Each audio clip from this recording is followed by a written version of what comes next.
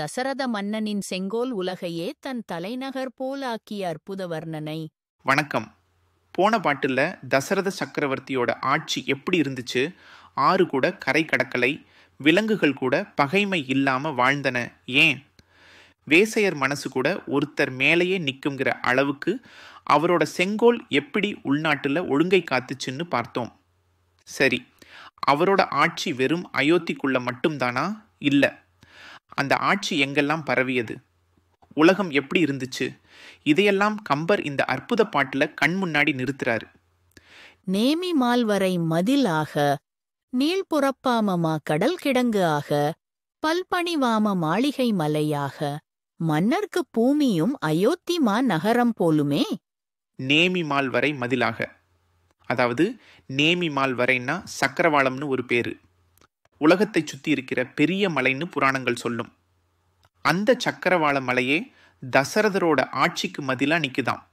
ஒரு நகரத்துக்கு மதில் எப்படி பாதுகாப்பு, அப்படி இந்த உலகத்துக்கே பாதுகாப்பு அந்த மலைதான்.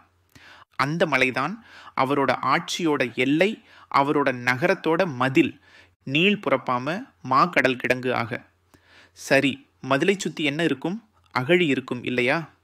அகழின்னா கோட்டை, கட்டிடம் அல்லது நகரத்தை சுற்றி தோண்டப்பட்ட ஆழமான அகலமான பள்ளம்.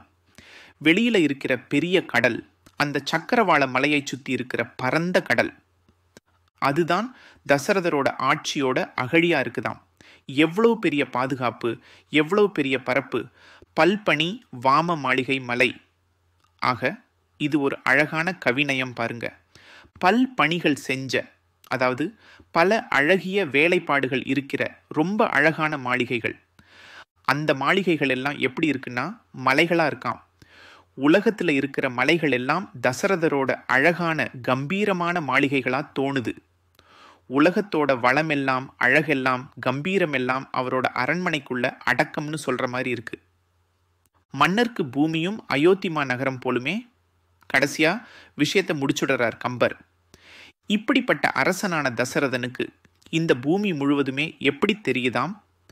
தன்னோட தலைநகரமான பெரிய அயோத்தி நகரம் மாதிரியே தெரியுதாம். எங்க பார்த்தாலும் அமைதி, ஒழுங்கு, வளம், செழிப்பு.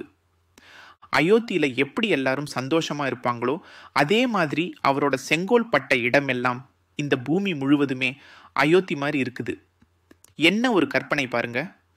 பிரபஞ்சத்தோட எல்லையை மதிலாகவும், கடலை அகழியாகவும், உலகத்து மலைகளை மாளிகைகளாகவும் காட்டி இந்த பூமி மொத்தமும் ஒரு அரசனின் தலைநகரம் போல இருந்ததென்றால் அந்த ஆட்சியின் சிறப்பு என்னவா இருந்திருக்கும்?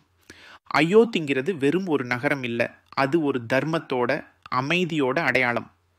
அந்த அடையாளம் உலகம் முழுதும் பரவியதுன்னு கம்பர் இந்த பாட்டில் சொல்றாரு. இது வெறும் வர்ணனை இல்லை, ஒரு மன்னனின் தர்ம ஆட்சி உலகை எப்படி பண்படுத்தும்ங்கிற தத்துவத்தையும் நமக்கு உணர்த்துறாரு.